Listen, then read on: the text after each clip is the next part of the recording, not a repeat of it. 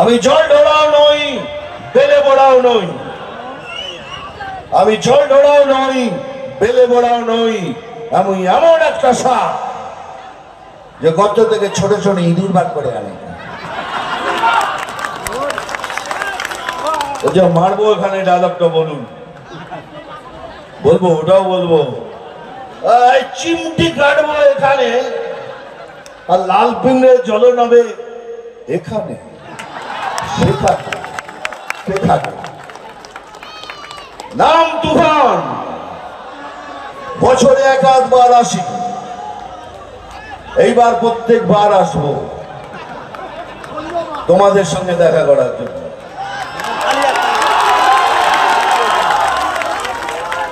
যাই হোক, আমি খবর শুনি না, আমি খবর দেখি না, আমি শুধু খবর তৈরি করি। আরে খেয়ে ওই লাথি নেন, ভেঙে যে গেল ঠ্যাং। খেয়ে ওই লাথি নেন, ভেঙে যে গেল ঠ্যাং। ভাঙলো মাথায় তোমার বেল, ও চাঁদুরে দেখলে কেমন তুমি খেয়ে,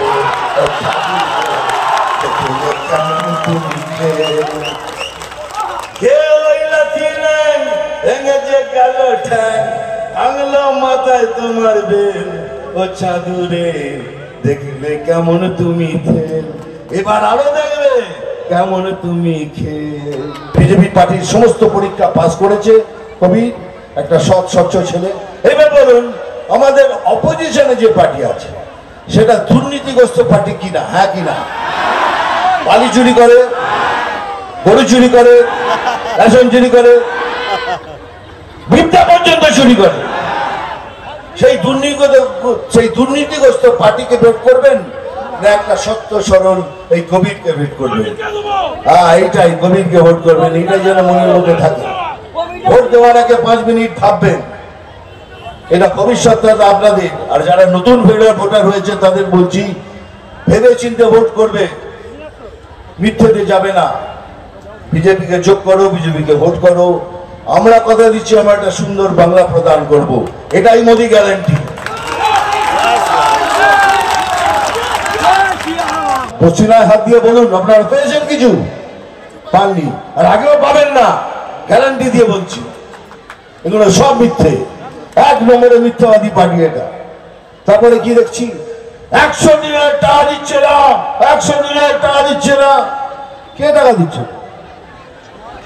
বিজেপিকে এই টাকার মালিক কে? টাকা কে দিচ্ছে না? বিজেপি দিচ্ছে না।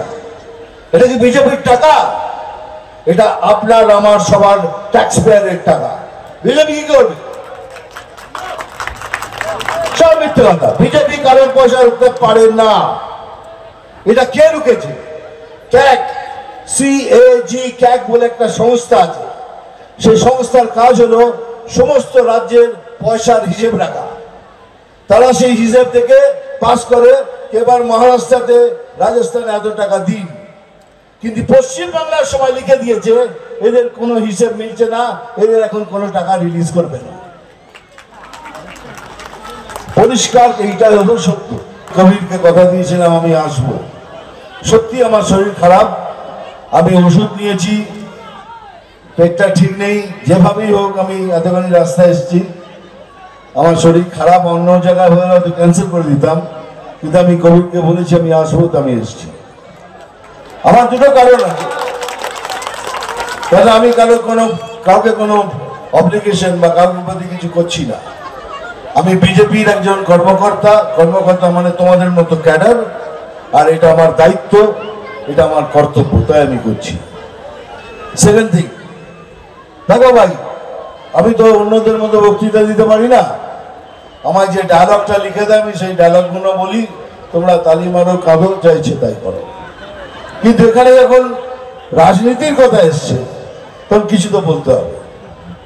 প্রথম কথা হচ্ছে, যেখানেই যাচ্ছি বা যেখান দিয়ে পাস করছি দেখি অপোজিশন পার্টি, আমি কোনো পার্টির নাম নিই না, কোনো ক্যান্ডিডেটেরও নাম নিই না, আমি ব্যক্তিগত রাজনীতি করি না।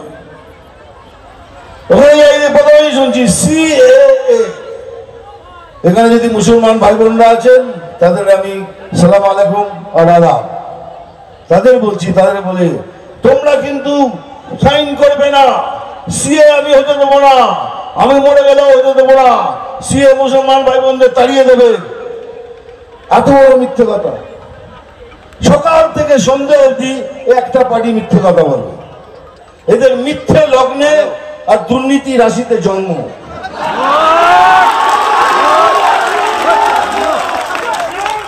মানে ইয়ে করছি না, মিথ্যে লগ্ন দুর্নীতি রাশিতে জন্ম। সকাল থেকে সন্ধ্যাবেলা কেউ মিথ্যে কথা বলতে পারে? বলে যাচ্ছে তোমাদের তাড়িয়ে দেবে। আরে সিএএ নাগরিকত্ব নিয়ে নেবার কানুন নয়, এটা নাগরিকত্ব দেবার কানুন। আমি তোমাদের মিঠুন চক্রবর্তী, তোমাদের ছেলে ভাই বন্ধু, দায়িত্ব নিয়ে বলছি, সিএএ নাগরিকত্ব দেবার কানুন। এটা বলছে তোমাদের কেড়ে নেবে। সব কি কেড়ে নেবে?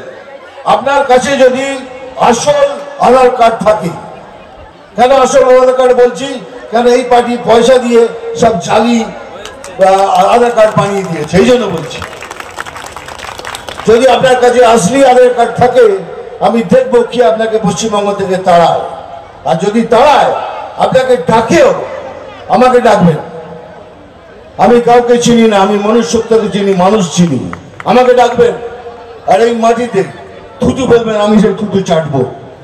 এত বড় কথা বলে বিজেপি কারোর পয়সা লাগেনি। ক্যাগ রিপোর্টে লিখেছে পশ্চিমবঙ্গের কোনো টাকার পয়সা মিলছে না, এদের এখন কোনো টাকা রিলিজ করবে না।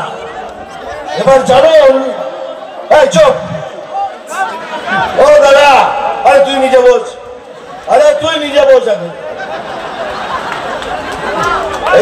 এইবার একটু শুনুন। টাকার হিসেব তো দেয়নি, কত লক্ষ টাকার হিসেব দেননি।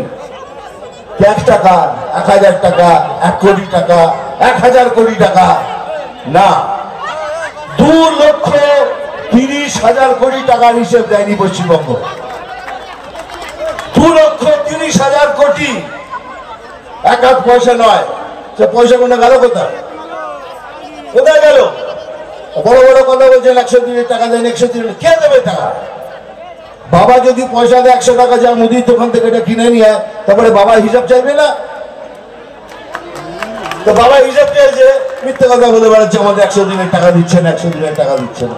আরে আপনি আগে 2030 কোটি টাকার হিসাব দিন। আর যদি চ্যালেঞ্জ করছি আপনাকে, আপনি যদি সত্যি হন, প্রেস কনফারেন্স করুন, করে দেখুন এই যে আমি 2,30,000 কোটি টাকার হিসাব দিলাম, এরপরেও 100 দিনের টাকা দিচ্ছে না। আপনাকে কথা দিচ্ছি, আপনি তো পথে নামবেন, তার সঙ্গে সঙ্গে আমি ওই ফুটপাতে আমিও হাঁটবো।